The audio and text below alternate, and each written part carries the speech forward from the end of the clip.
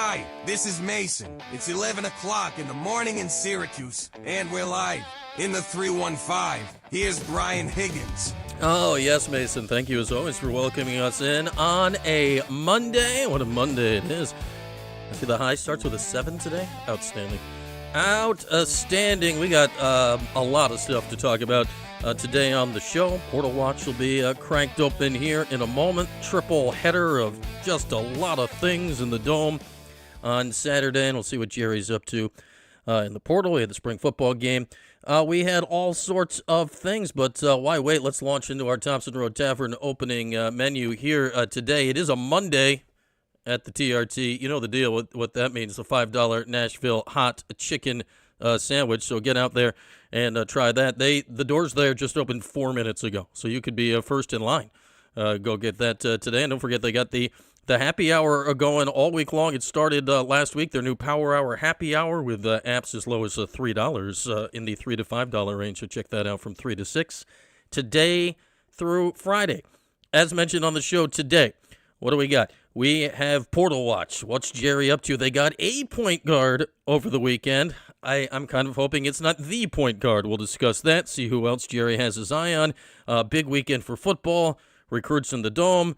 The spring game, which almost as always the actual football on the field is the least interesting part of the spring game, and doubleheader lacrosse wins in the Dome on Saturday. The women taking 4 overtimes, my goodness, to knock off Notre Dame to win their 11th in a row, and the men with a big bounce-back win on Saturday as well in the Dome. Interesting game against Virginia. Then it kind of stalled out in the fourth, but it stalled out with the Orange up by 5, so that worked out quite well for Syracuse in the game on Saturday. Your calls, of course, link pinned in the chat, as it always is. But today we're going to start with something a little different, as you've noticed and as we've talked about here over the last few weeks, and I'm sure you'll see it pass by shortly on the bottom of the screen, and you will see it pass by in the chat box at some point soon with a link for more information. What we've been talking about here a lot recently is Vera House and the exciting campaign that's going on here now in April. And with that, from Vera House, we bring in Rebecca Shearoff. Rebecca, thanks so much for hopping on and telling us about everything you got going on here this month. Absolutely. Thank you so much for having me. And also thank you so much for being such an unbelievable supporter of this initiative, the White Ribbon Campaign. I really appreciate that. Yeah, so we've been talking about the White Ribbon Campaign. You had the great breakfast with Fran Brown last week, and we want to hear all the details of all that. But just first off, for our audience, I've explained the best I can. I'm sure you can explain better. What is the Vera House White Ribbon Campaign? So the Vera House White Ribbon Campaign is a male-led initiative that it strives to increase awareness about gender-based violence. So it's a call for basically for men to stand up and say enough. This is unacceptable, and it also calls on them to, if you see something, you say something. If you see somebody being abused or being spoken negatively about, don't just sit there and nod your head and giggle. Actually say something about it, because that's where the change starts, is when we all stand up and we speak up against it. That's when attitudes begin to change. So this is really about men standing up and saying, no, this is not cool. This is not acceptable. We will not treat women in this way. We will not speak about women in this way. And we do not accept domestic violence or sexual assault. How important is, this specific campaign to what you do? Because, right, from my understanding, the Vera House, obviously, it's in many ways, it is a safe haven, right, for women that are in trouble from these situations. How important is this month specifically, right, to bring in the male side of things? This month is incredibly important because of the fact that this whole White Ribbon Campaign started from it was actually a massacre that took place in Canada. I think it was back in the 1990s.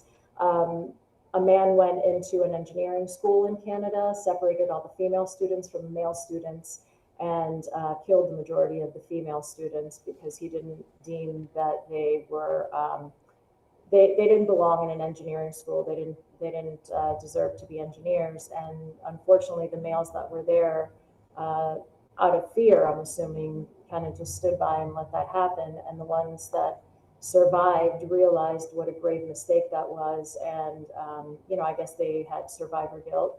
And they started this white ribbon campaign movement where men stand up and talk about how you will not just stand by and let something like that happen. Obviously, you have to always think about your personal safety in a situation like that, but it is equally important to stand up against domestic violence and sexual assault or any type of gender-based violence, especially when you're a man. And yes, we also do have male clients. We have served male clients because men can also be victims of domestic violence. So we have served male clients, but really this month is all about men taking a stand and leading the charge against gender-based violence. So last Wednesday, I believe it was, right? You had your big annual breakfast at the Marriott Syracuse downtown, and your honorary chair this year is a name we all know quite well, and that is Fran Brown. Tell us what Fran's message was, because obviously he's the football coach, right? But we have seen him away from this setting talk a lot about the importance of, building up young men to be things other than football players. How did that, correspond with what he told the group last week? Well, to say he is an unbelievably moving speaker is an understatement. His story in and of itself is incredible. His mom had him when she was 13 years old, and growing up, he saw her make, decisions about people that she was with that weren't always the best decisions. So that really was his example. So seeing the mistakes that she made actually helped him grow as a man and realize the importance of being a stand-up male and knowing how to treat a woman and the correct way to treat a woman and what a healthy relationship is and what it isn't. The importance of consent, and the fact that he uses his position as this pillar of this is what men are supposed to do, this is how we are supposed to treat women, and this is how we are supposed to lead, is absolutely beautiful, honestly. You could look around the room and everybody was captivated by him speaking. He's a man of faith and incredibly high morals, and it's obvious in everything that he says. He truly leads his life by example, and it was incredible. I could not have had a better person really speak that day than Fran Brown, and he had some of his players there as well, and you can tell he doesn't just talk the talk, he walks the walk. I mean, he makes sure that everything he is talking about, he lives on a daily basis with his players. Rebecca Shira for the Vera House with us, the big white ribbon campaign this month throughout the rest of April. You've got a big walk coming up in a couple weeks. We'll get to that in a little bit. Fran's so interesting, Rebecca, because he's been here in town, about 2.5 years, give or take, right now, and he's kind of been like a man of the people, right, from the get-go. You see him out there. He's been here for 20 years. It's amazing. Yeah, that's what I find so interesting, right? Like, Yeah. Football coaches, they move all around. Like, they're here, they're there. The career is nuts where these guys go. Yeah. How do you notice, this is one aspect, right? But how do you notice that Fran has kind of integrated himself into the community? And I guess, how does that make his message carry more punch because of the other stuff he does? First of all, it seems like everybody loves him. Mm-hmm. I mean, he walked in and it was like he was walking on water. I mean, everybody was so excited to see him. But again, I think it comes from, not so much because of, a football coach or what he does on the field, but what he does on a daily basis. And I heard him speak at another event for the Mary Nelson Youth Center. And again, I was captivated by him there because his story is just so profound, and how he is an example of, he is where he is in spite of, because, he had so many decks stacked against him and he didn't let that stop him, and he persevered, and, now he's a head football coach at an amazing school. And he's using that platform to spread the message of positivity and, what men should be doing and how they should carry themselves and how they should treat women. And I think it's incredibly admirable. It's very admirable that he uses that platform in that way. All right, you've got the White Ribbon Walk coming up. That is, when's that? That is a week from Friday on the 24th of Correct. April in the Clinton Square area. Tell people about that and how they can get involved. Yes, it starts at 11:30. Everybody's meeting at Clinton Square, and then it's about a 1 mile walk, so it's not going to take very long. And then there's going to be just some snacks and refreshments afterwards. But really, that's a way for a group of people to really show up and put the message out there that they stand with Vera House, they stand against gender-based violence. And we're hoping for a good turnout. If somebody wants to sign up, they can go to our website, which is verahouse.org, and right on our homepage, they'll see White Ribbon Campaign, and they have the option of signing up for the walk there. And it's free of charge. You can just show up. It's better if we know how many people are coming, so we can be prepared. But the more the merrier. And really, it's a show of support for Vera House and everything that we do. And we do a lot. People think we're just a shelter, but we're not. We're so much more than that. I always say we're pre, during, and post. We have pre with our prevention education, where we go to schools, we talk to students about standing up against gender-based violence, what a healthy relationship is, what consent looks like, because we know that is sometimes an issue. And during, we have our shelter, obviously.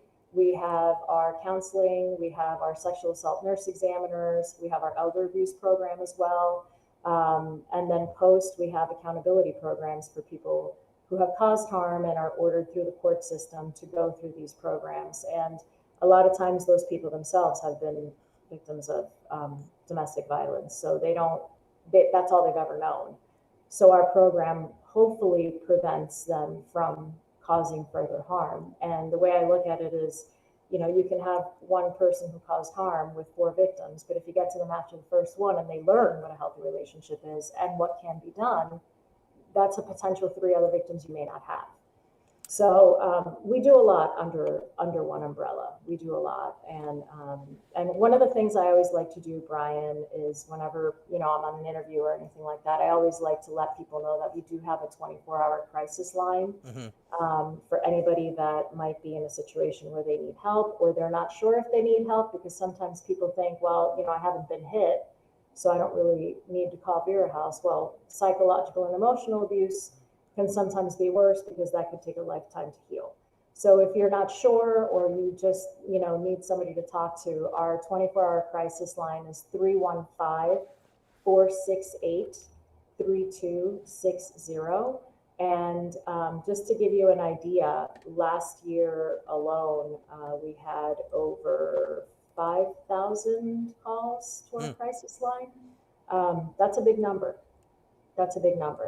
And we had over 200 people stay at our shelters. We had over 255 patients met at local hospitals after sexual assault by one of our SANE nurse examiners.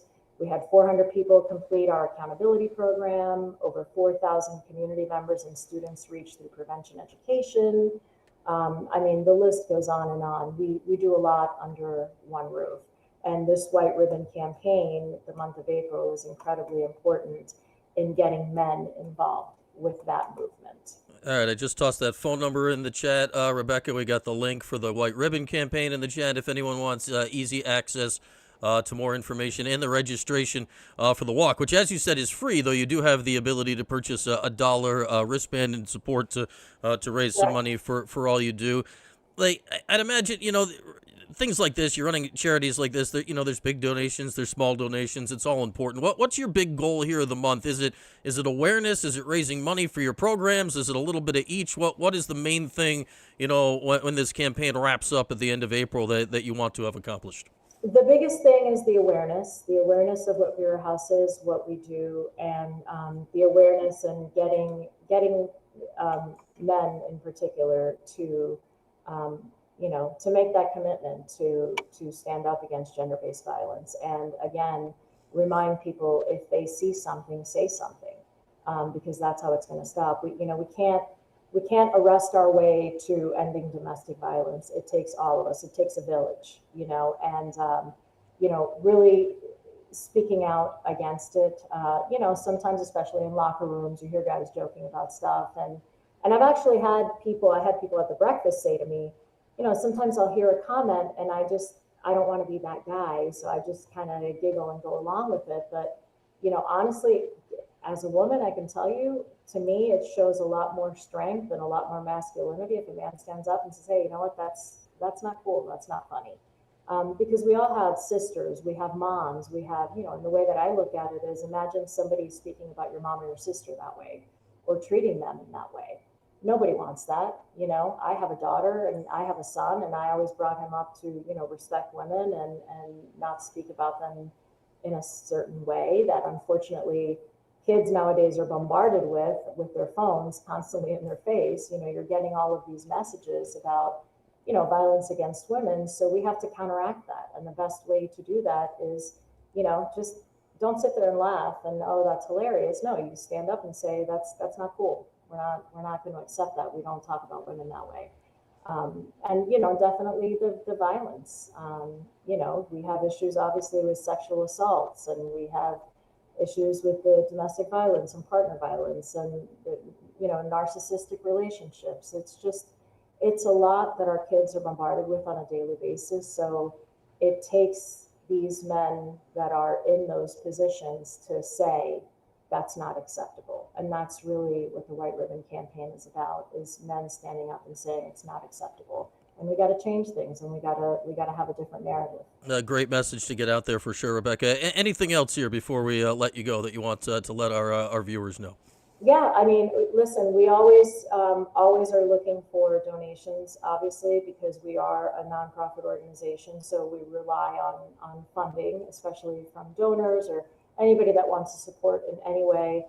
And if they want any more information about how they can help, either through corporate partnerships or donations or whatever, they can always email me. My email is rshiroff@verahouse.org.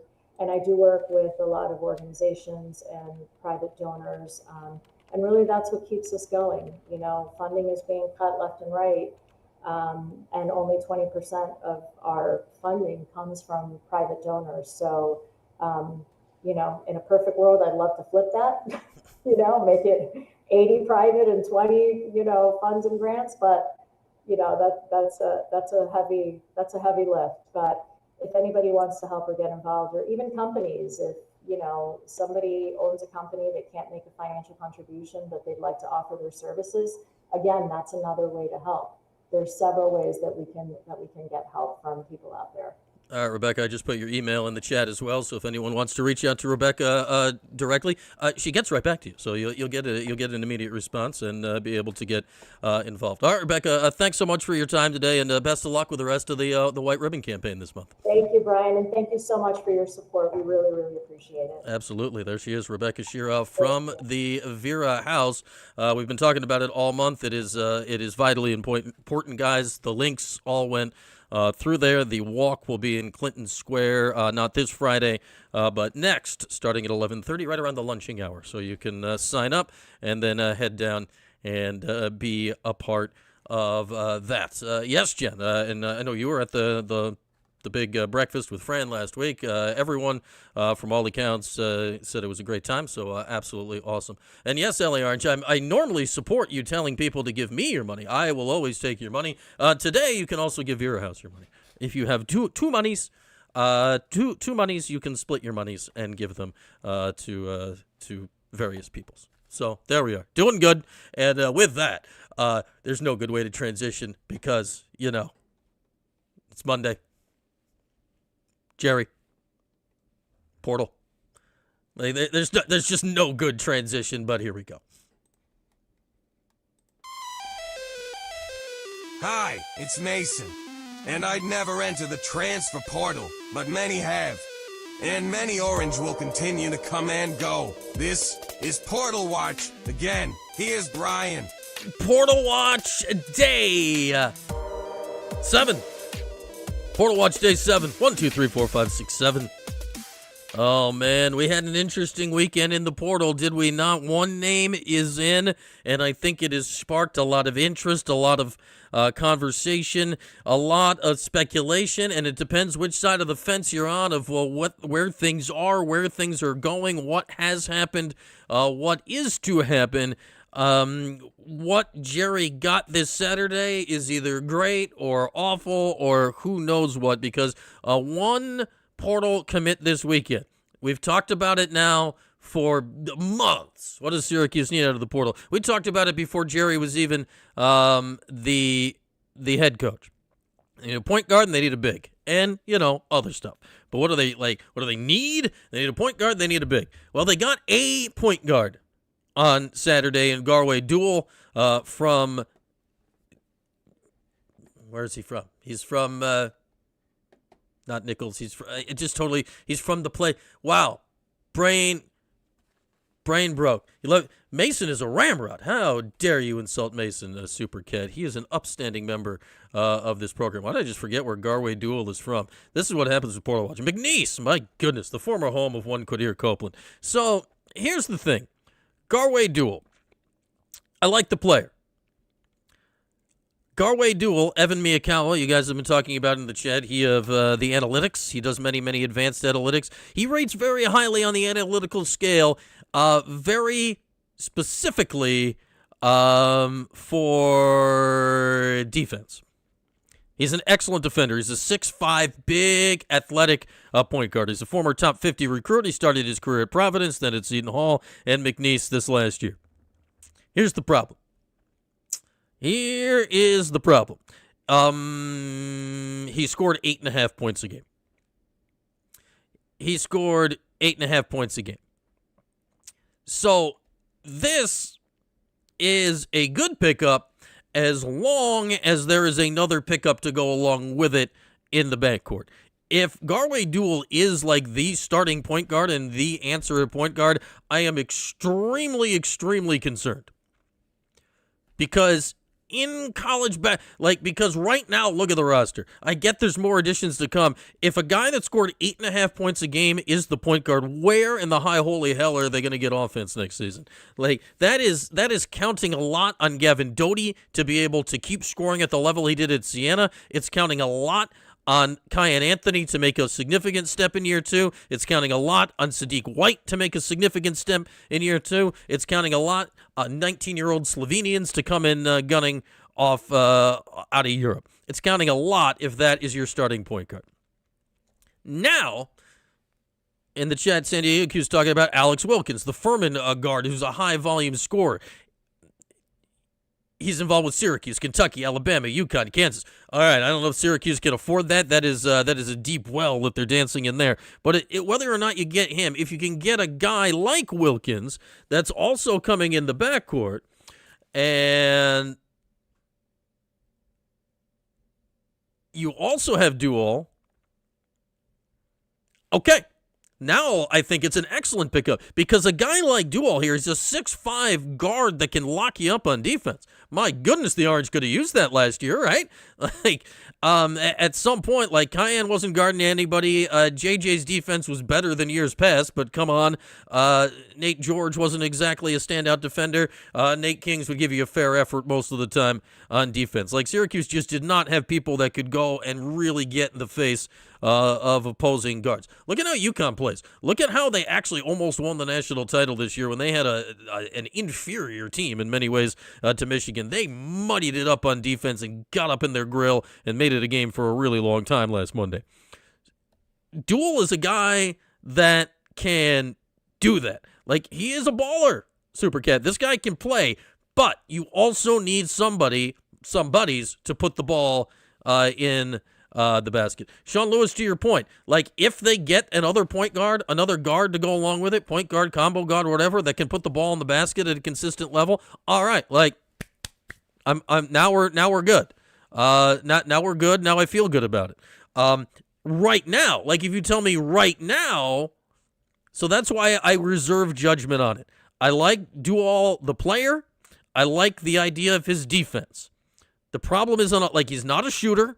Last year he made 31% of threes, but he made, barely half a three a game. Like, this is not an outside threat, at least not now. Like, yeah, I mean, he could get to the rim a little bit. He's a former top 50 recruit. Like, he's athletic. But, like, if this is who you're hanging your hat on, you got problems. Mainly what I think we're going to learn here, and I think a lot of what we're going to learn in the portal is this. Where's the budget at compared to what the costs are? Where's the budget at for what the costs are? Because, you look at a guy like Wilkins from Furman and the schools that are in on him. That's a spicy meatball. Like, can Syracuse afford that? Can Syracuse afford somebody in that? Colgate's point guard just put out his list today, and it's like Creighton and schools like that. Where else is Syracuse? Like, if Syracuse gets another guard that is, like, legit, suddenly this is like, oh, now you have guard depth. Now you have guards that can do a variety of things. At Louisville, Jordan does have unlimited monies. They have many, many monies. So I don't know. And also still need a big. And that's one where the scales and the price range of all that's out there. So this was just one move made over the weekend in Portal Watch. I think individually I like the player. I do not like the player if this is the answer at point guard. But yes, Matt and why, there is lots to be decided. So that is why on this one, we got to, this is not a patient business, right? We need to reserve judgment just a little bit. Just a little bit, because the puzzle is still incomplete. If they can find the rest of the pieces and they click in real nice, then I think Duel has a nice spot on the board. If he's a corner piece, that's not a corner piece. It's a good piece. It's a nice connecty piece in the middle where you're like, man, I'm away from the borders, and is that a flower or a whale? I don't know what this puzzle is. I lost the cover of the box. Like, he's somebody that, like, oh, that's a nice piece. Oh, that was the right side of the eyeball. Okay, I like him in that sense. If you're saying this guy's a corner piece of your roster puzzle, I think that is a big problem. And right now, that is not something we can answer. I think, based on the names we're hearing tossed around, Wilkins, some of the other names out there, that Jerry is attempting to do what I am saying right now. The question is, financially, are they going to be able to do that? And still too early in the day to know that for sure. It's too early in the day to know that for sure. Yeah, Kid Navy, there was a name that was out there earlier. Tobiasen. Well, hang on. Who? That was a name that was on in front of me this morning. Aiden Tobiasen has been followed by the entire coaching staff, vice versa on the socials. Well, what's Aiden? Let's do a quick little background on Aiden Tobiasen, a guard from Temple. Aiden Tobiasen, a guard from Temple, is 6'5". We like that. 195, so he's not huge, but he's not a twig. Here's what we like. 2 years at Temple. Played, and here's a guy. He started as a freshman, but, he's a freshman. Scored about 5 points a game as a freshman. This is, all right, this is what we like to see. This is why we talk about Sadiq White and Cayenne may be able to level up this year a little bit. Sophomore year at Temple, Tobiasen, 15 points a game. Okay, now. 3-point shooting, 33.8%, so 34%. Oh, okay, but pretty good volume. He took 4 threes a game in 1.5. 2 assists, 1.5 turnovers a game. It doesn't appear he was necessarily their point guard, but it looks like he could handle the ball a little bit. I don't know about you. I missed, every single Temple basketball game this year. My bad. Missed them all. Looking at Temple's stats, he was second on their team in assists. They had a different guy named Jordan who led the team with 4 assists a game at Jordan Mason. So, a big rangy guard, a guy that can shoot, a guy that can score. Okay.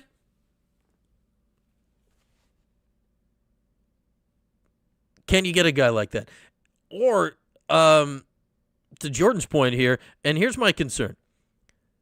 This is now whatever year we're in of NIL. It's felt like every year of NIL that Syracuse has been a year behind in their finances. Year one, they were way behind. Like, they didn't have anything going on. Year 2, it's like, all right, we're trying. And then all of a sudden, Jesse Edwards is at dinner, and then he's in Morgantown.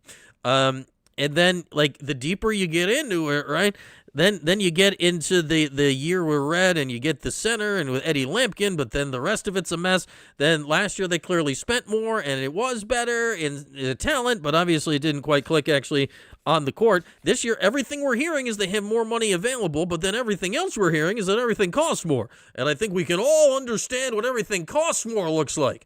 Yeah, that tank of gas I bought yesterday. My goodness. So Syracuse has more, but everything costs more. So can they actually, inflation is hell. Like, can they actually afford what they need to afford? Can they actually afford what they need to afford? That is the question. And that is, I think, we frame it around Dual, right? If they can't afford what they need to afford, he's the starting point guard next year. If they can afford what they need to afford, he's an important piece of a deep rotation. And that is an answer that is going to play out over the course of the next week or two. That'll play out in a week or two. Cruz Davis from Hofstra, yeah, he's a good player. I'd on the list of Hofstra guards that have played for Syracuse recently, I would prefer him to the previous one. I'll say that. So, yeah, it's all about the money. It's how much money do you have? To Jordan's point, can you find value?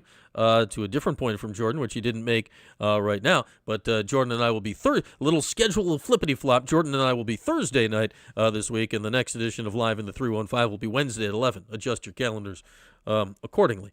But there we go. It's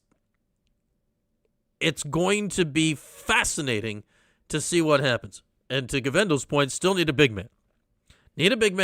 Still haven't heard anything on full effect, which is interesting because I think he could be you talk about if you're going to have a deep, talented rotation, tossing a guy like that in, that works for me. Like if he's one of your 9, that works for me. Obviously, it doesn't really feel that there's a route for him to be in the starting lineup necessarily right now, so I don't know if that works for him.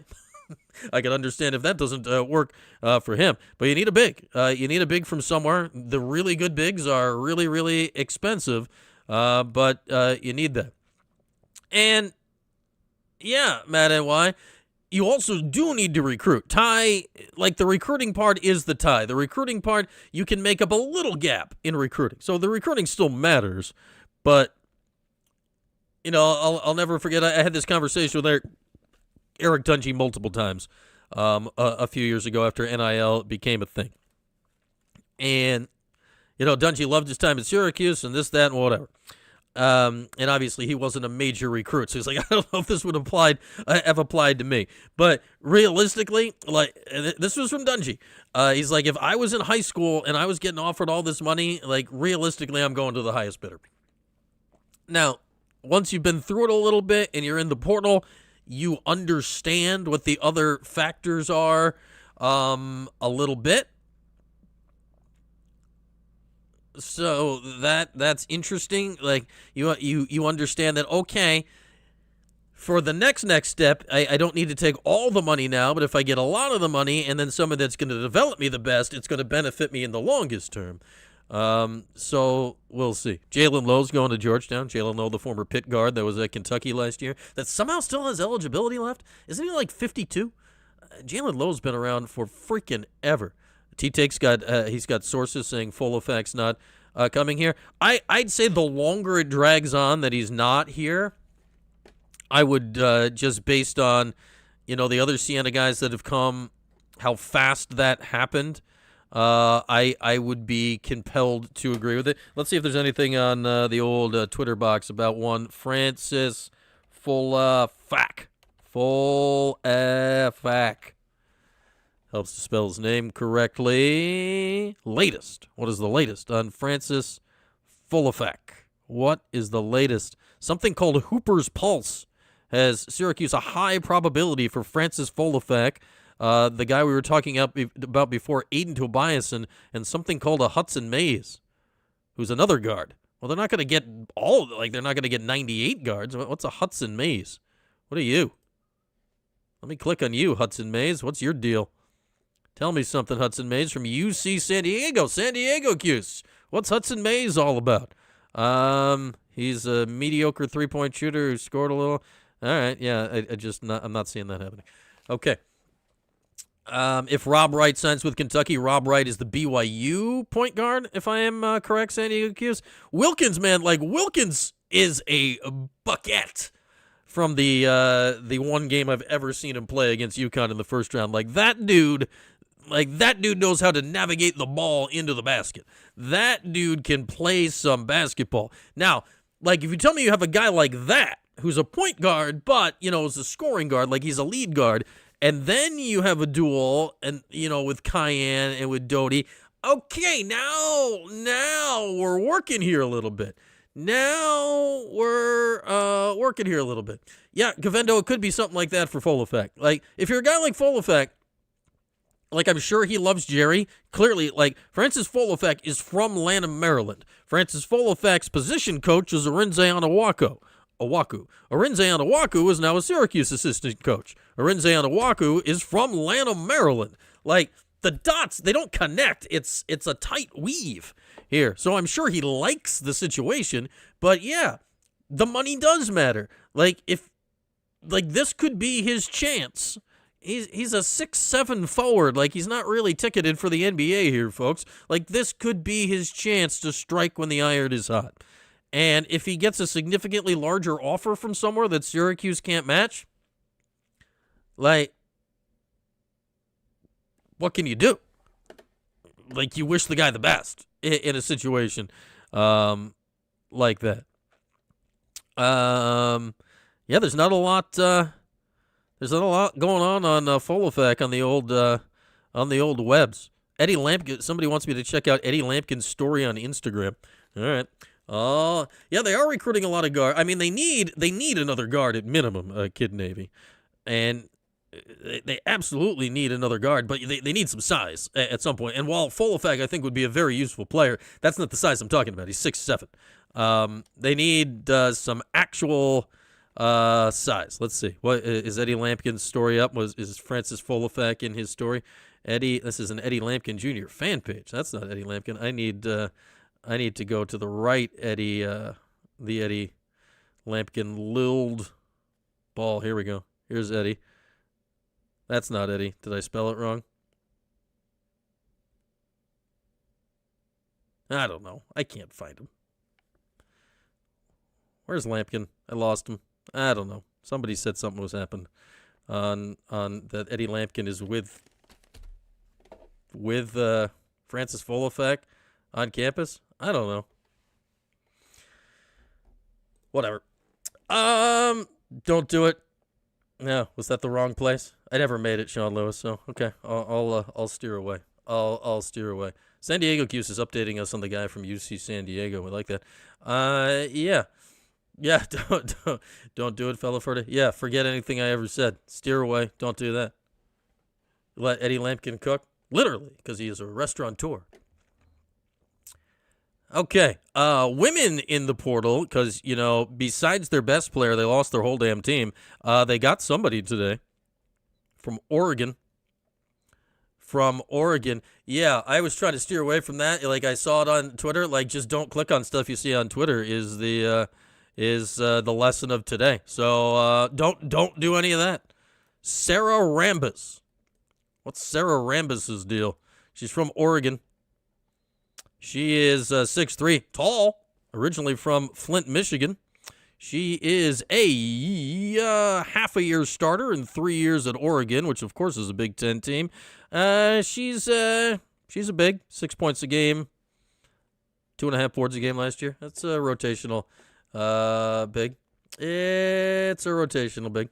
So there we are. Yeah, DJ Wagner. Is Syracuse still involved with Wagner at all? Wagner's had a weird college career. It's just he's not as good as Dad. DJ Wagner, not as good as Dad. Link pin top of the chat if you'd like to join the show today, as we're doing a little portal watch here. And it was great to have Rebecca Shira from the Vera House on earlier, if you missed that. Links are spread throughout the chat about the Vera House White Ribbon campaign. No chance with Wilkinson? I don't know. I mean, here's the thing with Wilkinson. He's not a point guard. Now he's a scoring guard, so does that go with a duel? Like, does that fit? Maybe. I haven't heard much on Wilkinson, the Georgia high-scoring guard of late. But this is one where players are starting to come off the board, but it's not going like you had the early stuff. Let's call it the tampering days of the portal, right? Like Gavin Doty knew for months that he was going to Syracuse, right? Or he knew from the second Jerry took the job he was going to Syracuse. Like so day one of the portal, he's in the portal, he's out of the portal. Like that's no surprise. Like I'm sure Jerry recruiting Sienna's injured center wasn't exactly like the hardest recruiting job of the year there. And then now you go get a duel. He's kind of wherever he's at, but it's not one of the upper echelons big money guys. I don't know what they're paying the guy, more than nothing, I'm sure, but that's not a bank breaker, I wouldn't think, for a guy that scored less than 10 points a game last year. All right, now you're swimming with the big fish on these other guards, right? If we're talking about Wagner or Tobiasen or like any of these guys, Wilkinson, like if you're talking about any of these guys, Wilkins from Furman, like that is your biggest or second biggest check depending on what happens at center. So this is one where I know people are freaking out a little bit. It's okay it hasn't happened yet. It's okay. Like, we're okay here. In the next week or so, I think, like, if Syracuse doesn't have either a starting other guard or a center by next Monday, then we can start being a little like, especially if you start seeing a bunch of the names we're talking about coming off the board. Because, yeah, Chris, to your point, Syracuse still needs some serious offensive punch from the portal. Like, and if you're not going to get full effect, you also, like, you need probably a backup power forward as well. Like, if full effect's not going to be in the mix. Otherwise, you're putting a lot on Sadiq White. The portal is open until the end of time, Mark the Shark, for exiting. The portal for entrance is open for another week until next Tuesday. The portal is open for entrance, but for egress from the portal, you can take as long as you want. So we shall see. UConn's looking at Donnie Freeman. Could you? How obnoxious would it be if Dan Hurley made Donnie Freeman into the guy that he that's like in there? Oh my God, that would be the height of obnoxious. Oh my goodness, that would be the height of the obnoxious. Well, here's the thing. Like, I hope I'm right on this. I don't think that Jerry is going to force Gavin Doty to be the star of this team. Like, I don't think that's what Jerry's goal is right now, and I don't think that's what Doty's goal is right now. I could be wrong, but like I don't think we're heading toward a season, and this is why the next portal moves are vital. Like, we better not be heading toward a season where Gavin Doty and Cayenne are the two best offensive options on the team. That would be a big problem. Unless Cayenne makes a significant leap, that would be a big problem. So they need some scoring punch from the guard spot, like some verifiable scoring punch. They need a big. That doesn't necessarily have to be a scorer, but needs to have some competent size about them, right? Like, you need somebody inside to do some stuff. Or like, can you find another William Kyle type that's a freak athlete or something? And then, depending on fundage left over, I would like a wing that is capable of making a 3-point shot and you know, being good at basketball. But that's where we're at with the finances. That's where we're at with the finances, and that's a question that today, based on everything that's happened so far, is impossible to answer. Yeah, like, I look at the roster right now. like, if you told me Cayenne breaks out as a sophomore, okay. Like, I know a lot of you are down on it, but I think it's there. Like, it's possible. If you tell me that Sadiq White has a breakout season as a sophomore, I think it's there. It's possible. Like, if our Slovenian friend, old 3M, Mr. Mamutovic, comes over and turns out he's the greatest shooter since sliced bread. Mixed metaphors. All right, I suppose that's possible, but if you tell me Gavin Doty just does what he did at CN in the ACC, I suppose it's possible. That's a lot of supposing things are possible. I'd like to have some more verifiable evidence of offense. I would really like to be able to have some more verifiable evidence of offense. Yeah, I don't know, Dom, about a Kings waiver. There's like, Madden Wise says Kings not looking likely, which I don't get. Nate Kings, based on where, like, JUCO, NAIA, like, why wouldn't he get another year based on, like, he should have the Diego Pavia exemption. Absolutely. Like, Nate Kings. Let's look it up. Mr. Nate Kings. Nate Kings. Nate Kings has been in college for 5 years. Okay, so in theory, that means you're out of eligibility. But 21-22, Nate's first year, did not play non-major team. That was his NAIA year. The next year after that, now I'm looking at College Basketball Reference. He did play, but he didn't play in D1 basketball. So year 1, NAIA, year 2, JUCO, year 3, he was at Oregon State and took a medical redshirt. So the first 3 years in college, he did not play D1 basketball. If there's any, like, the Diego Pavia exemption seems like it should be a home run here. Then he played 2 full years at Oregon State and Syracuse the last couple of years. Like, he has the JUCO year. That's why I don't, he's got a JUCO year and an NAIA year. Diego Pavia played college football for 98 years. Like, if Diego got all those years, why would Nate Kings not get another year? I don't understand it. I don't understand it. Like, he is the absolute poster child for what that role is. Plus, if you look at Nate Kings, and, you know, Nate's not going to the NBA. He's finally, and you look at his life story and his current earning potential and all of that stuff. Like, this guy is the absolute poster child for giving him another year. And he's the guy. He's the guy to absolutely get another year. Now, I've also said all along that if I'm Kings, I don't automatically use that other year if I get it at Syracuse. Like, if I'm him, you know, we talk about Folefak maybe getting more money somewhere. Like, if I'm Kings, and this is also interesting, like, Nate's not in the portal. You can just hop in the portal. Like, he could be in the portal without eligibility. You can go in the portal. You can just get in. Like, if I was Kings, I'd just get in the portal just to make sure I did it. Just to keep every single possibility open, because, like, get in the portal and find out what you're potentially worth if I'm him. That's what I'd do if I'm him. But, yeah, I mean, it's possible he gets denied, because who knows? Who knows? So, yeah, we'll see. Yeah, then there's Providence. Providence, like, why the hell should Nate Kings not get another year if Providence just signed a guy that played the last 3 years in the G League? Like, what are we doing? Like, what are we doing? Yeah, we're getting into it on a Monday morning. Give it a no. RNG. By PM Mimosa.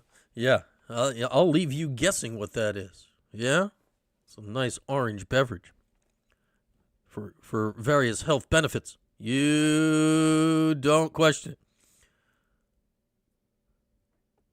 Yeah, so I'm not panicking yet, but they need to, like, there's still, how many people are in the portal? I mean, there's 3,000 players in the portal? I've lost count.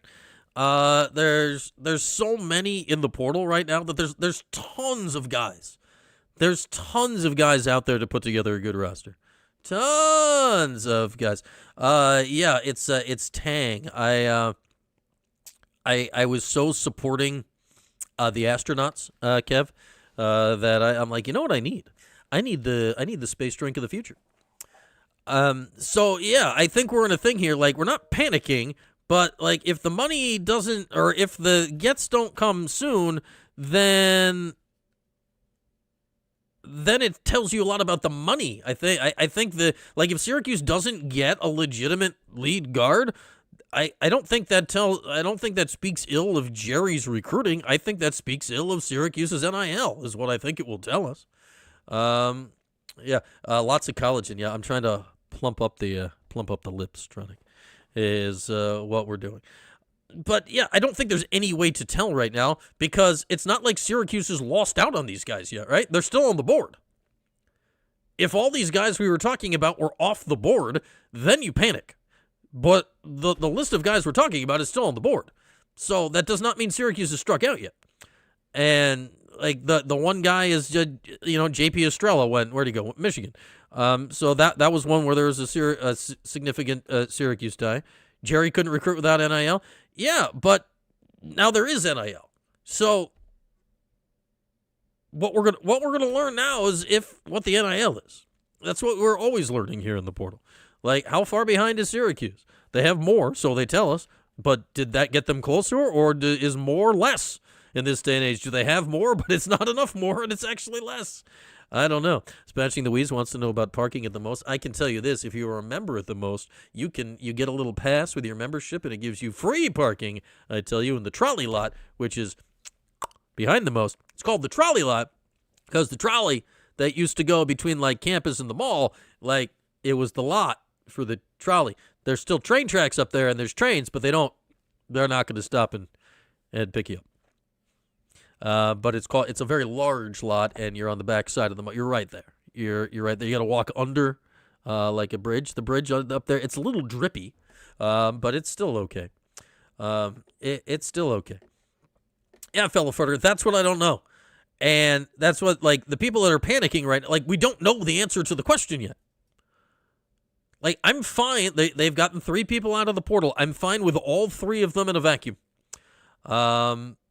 I'm fine with all 3 of them in a vacuum. But, okay. More is less. Raspberry. Only one man would dare use raspberry. Maybe they can get, maybe that's what Syracuse needed. They needed to release Spaceballs 2. We're back for more cash and then use that money, the more cash, for NIL. See, what they needed to do was get in tight with Mel Brooks. And that would be okay. If you're a player, you'd wonder about a roster of them and where you sit. Here's the thing, Big Tuna. Like, if you're a really good player, like if you're Alex Wilkins from Furman, who scored 17 points a game from Furman last year, like, do you think a guy like that is concerned about not getting shots because of other guys?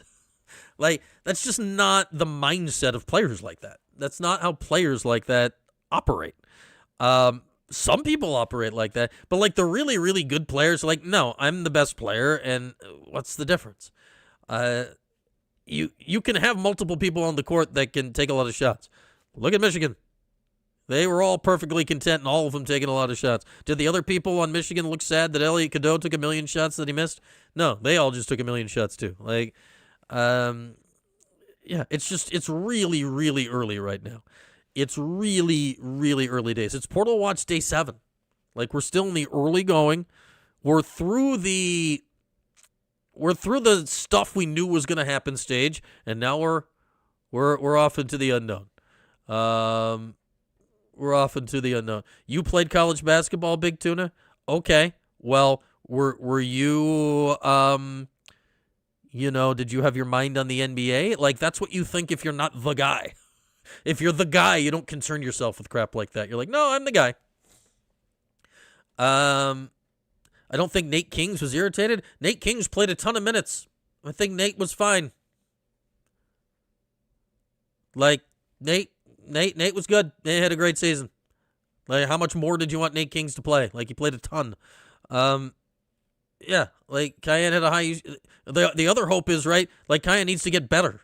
Like, he's going to be a sophomore. He needs to get better. A cross-functional partner. Yeah, the Beef and the WEC will be aligning in a big way on Wednesday, as they always do. Big Tuna was the center. Yeah, well, that's the thing. This level's different, Big Tuna. These guys think differently. It's different. Like, when you're a guy whose end goal is the NBA, you think different about it. This ain't pickup ball where you're pissed where the best player on your team doesn't pass you the ball, where you just want to get some shots up. This is not what that is. Last year moved, like 2 years ago for Syracuse anyway, the Lampkin year moved dreadfully slowly, right? Moved really, really slowly. Last year, the pace picked up a lot. This year, it feels like, all right, because the portal is opened a little bit later, it feels like we're on two separate timelines here. Like there was a month of tampering, and like the guys that knew the answer to the question, that's happened already. And now it feels like we're into the other part. So it just feels different this year. It feels different this year. Yeah. I don't know, you can think that, Big Tuna, but I don't think, maybe I'm wrong, but then, like, why would those guys be considering Syracuse at all? Like, why is Alex Wilkins considering Syracuse at all, if that's part of the decision-making or the mindset? Like, why would you even think about it? I don't know.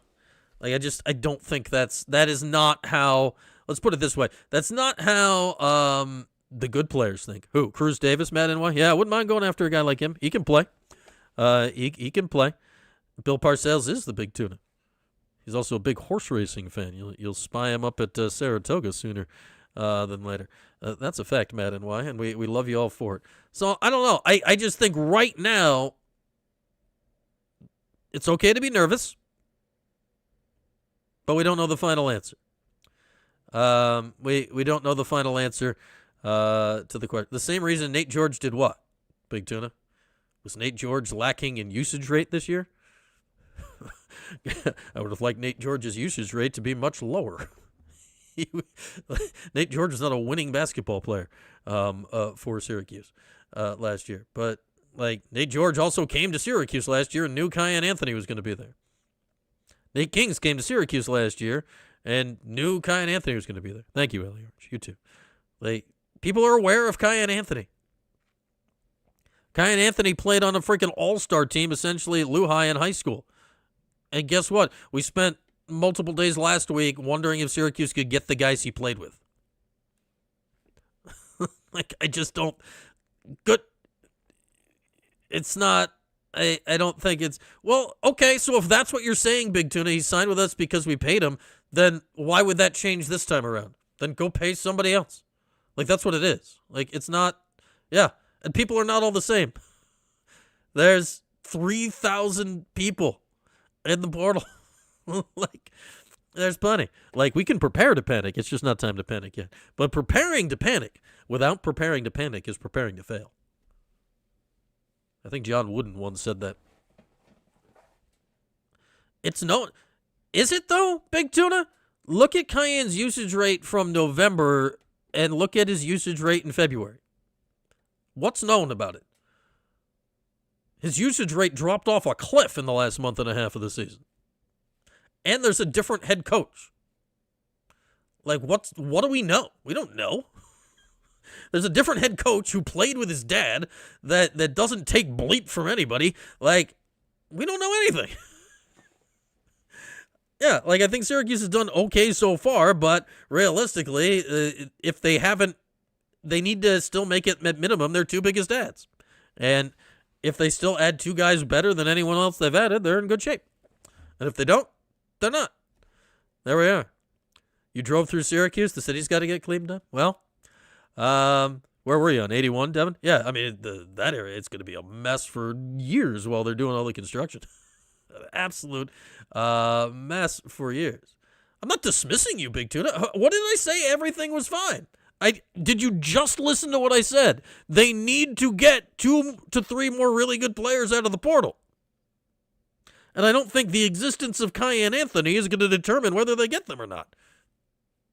If they have NIL is going to determine whether they get them or not. And why can't Kyan become a better player? Like, he'll be a sophomore. Like, he should get better. Sadiq White should be a better player. Like, yeah, the last 5 years has been an abject disaster. Everyone knows that. Like, we're past the point of discussing that. We all know it's been an abject disaster. They need better players. But, like, this is like, I think a lot of people are just doing the same thing. Oh, well, nobody wanted to play with Buddy because Buddy was going to get all the shots because of Dad. This is the same exact thing. I don't think A, this is the same exact thing, and B, I don't think that's even what happened with Buddy. Like, if you put Buddy with better players, I don't think that's why Syracuse didn't have better players then. Like, if Buddy had been with better players, now you got yourself a team, right? It's just I don't get that for a quarter moon. They'll get you for that. We'll get you for that. Yes, Trip Woody did kick the game winner of the spring game. 9-7, was that the final score of the spring game? Whew, I told you the football was not going to be compelling.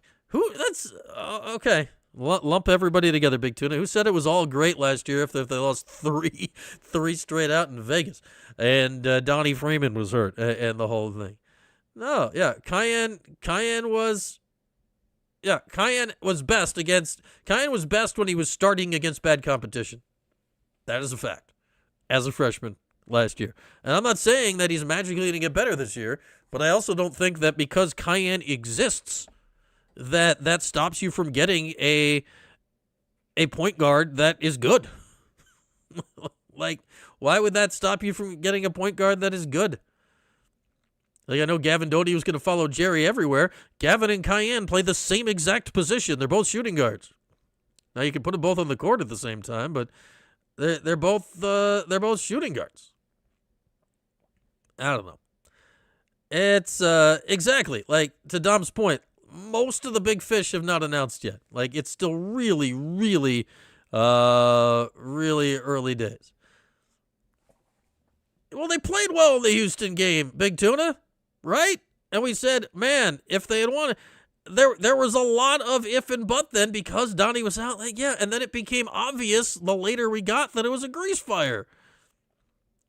Okay. They both can't shoot? Yeah, that's why I want another guard who can, Big Tuna.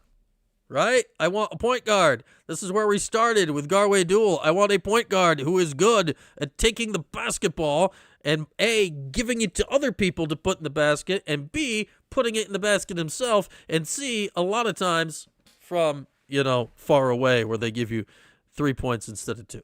That is what I would like. Like, okay, that is me being serious about the current version of the program. That's what they need in the portal. I've been saying that for months. That's what they need in the portal. Yeah, that's the thing. Like, Donnie coming back, there was a week and a half there, right? The first few games back where you're like, oh, okay. And, yeah, that ended real quickly.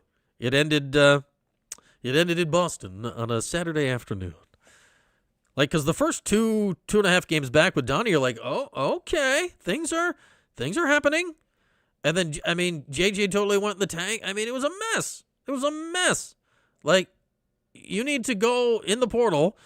Like, you need to find a guard, like a scoring lead guard in the portal who, A, is way better than JJ was, and B, is mentally and, connection-wise way better than Donnie was. Yeah, you need that stuff.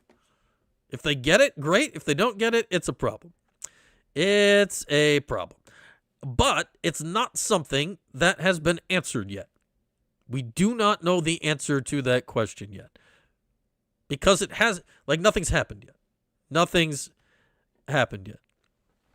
Yeah, Donnie could still be something. Yeah, if they get more guards,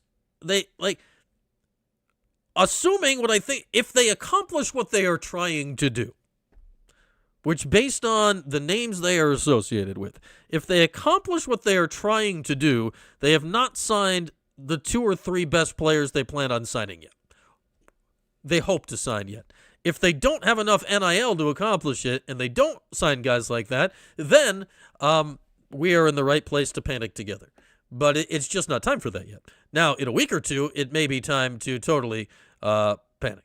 Like, if all these names go off the board, they get 0 of them, because you look at this list of guards that Syracuse is on, you need one of them.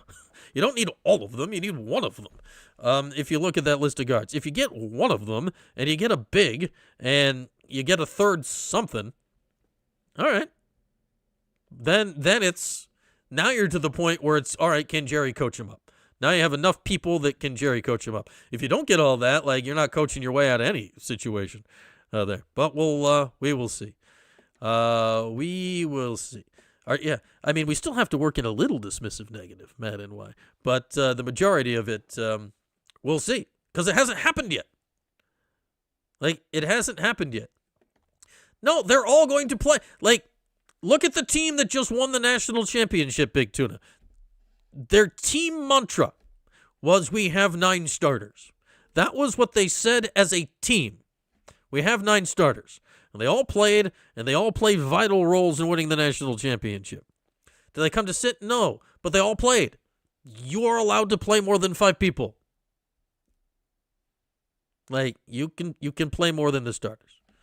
We can play more than the starters. You are allowed to put more than 5 people on the court. Like, they're not sitting. Is that actually happened, Sean Lewis? Did we stay on live long enough for some? Do we need to stop panicking now? What? Do we have breaking news? Aiden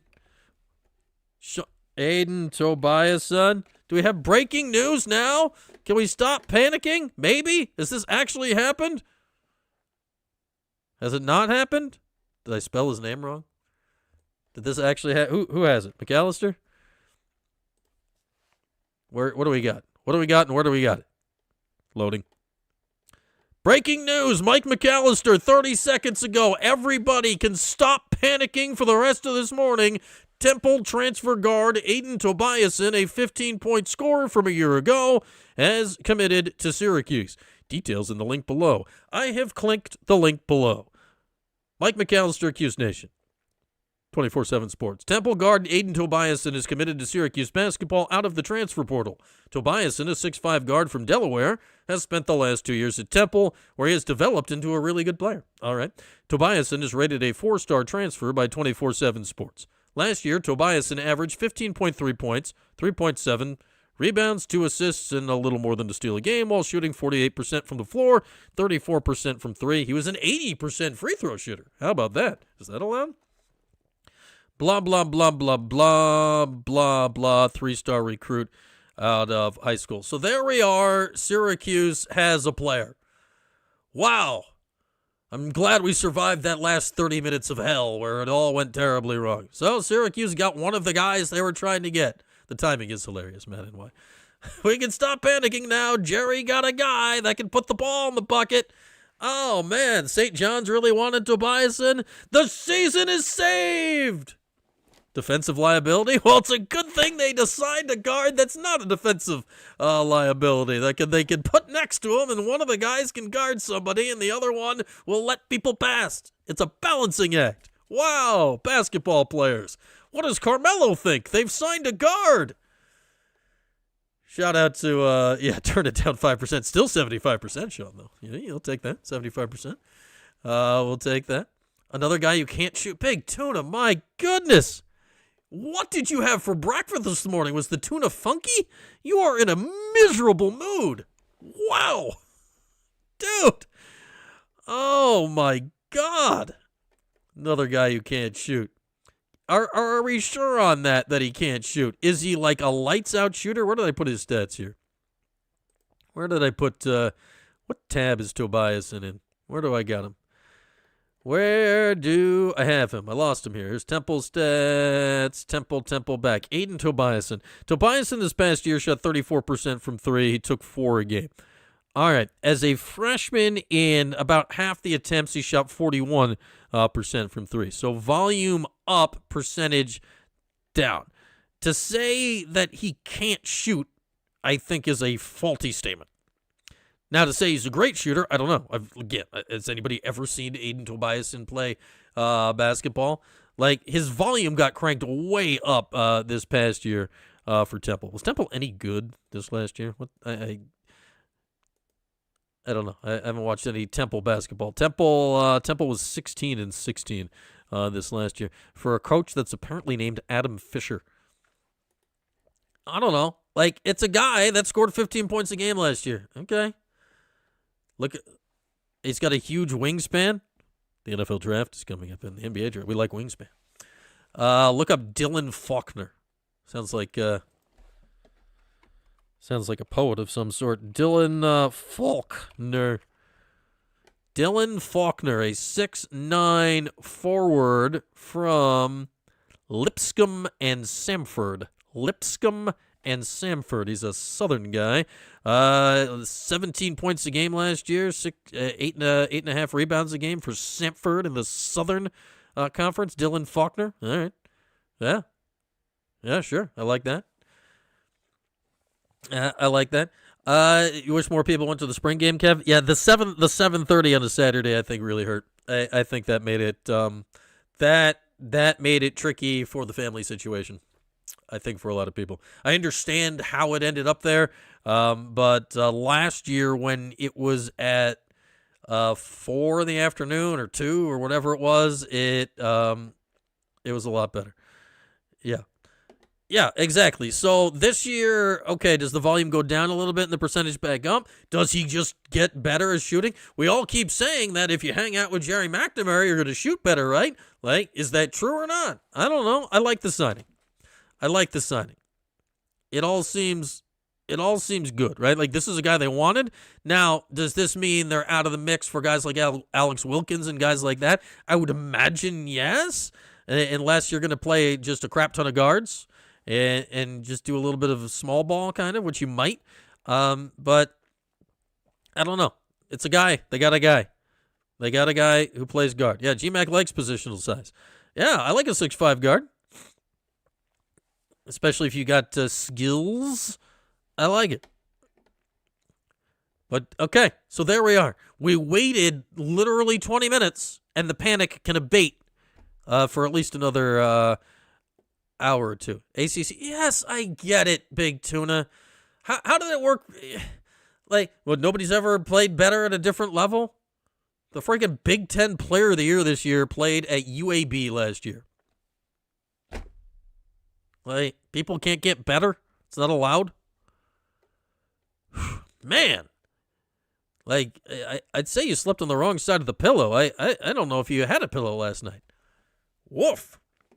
With that, we made it long enough to get to the announcement that Syracuse has added Aiden Tobiasen, a 6'5", lengthy-armed dude who scored 15 points a game last year for Temple. So Jerry is now up to 4 adds in the portal, and 2 of them aren't even from Siena. So there we are on that. We like breaking news. Aiden Tobiasen to Syracuse. We all want a better team, Big Tuna. We all want a better team. What do you think they're trying to do? Of course we want a better team. Like, does anybody not want a better team? Like, isn't that the whole point of the whole operation? Yeah, I mean, it's all about getting the right guy. Like, guys earn their opportunity to move up. Like, that's how this portal works. Like, these lower conferences are turning into a farm system. Not out on Wilkins at all? Yeah, if you can add a guy like that too, giddy up. Let's go.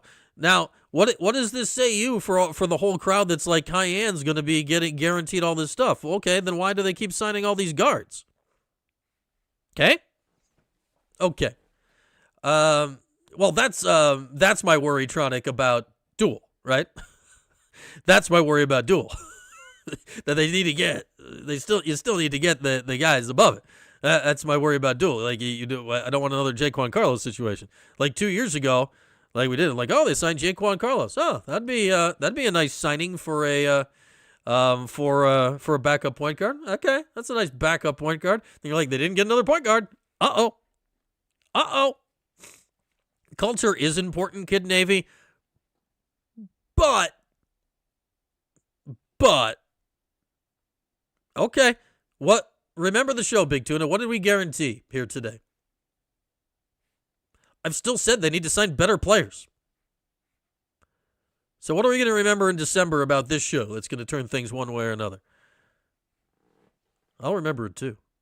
Remember the show, April 13th. I'm pretending to write. I think these are tax forms. There's still a ton of work to be done.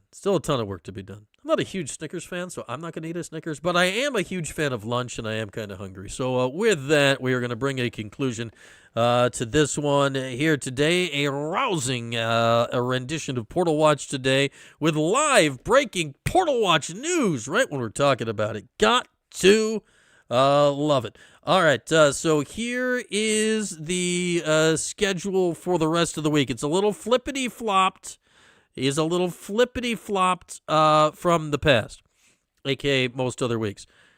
Normally, our next live in the 315 would be Thursday. I'm just done talking about it, Big Tuna. The team isn't finished. Yeah, if they went and played with this roster today, they'd be pretty screwed. You are correct.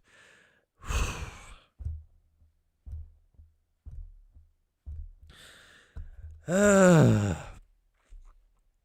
in the 315 Wednesday at 11. Me and Jordan, TPS report Thursday night. In between then, we're going to work on getting Big Tuna some therapy. We'll get it all put together. Yeah, Yaxel Lended board came from UAB last year. I only tapped the mic lightly, scratching the waist. It's mine. I don't want to break it. With that, enjoy the rest of your day. Enjoy Portal Watch Day 7. We will reconvene right here on Wednesday. Go get some lunch. And if you haven't decided where yet, the Thompson Road Tavern. Do that. Have a good day, everyone. Thanks for watching the 315 with Brian Higgins. Don't forget to like, subscribe, and turn your notifications on. We'll see you next time.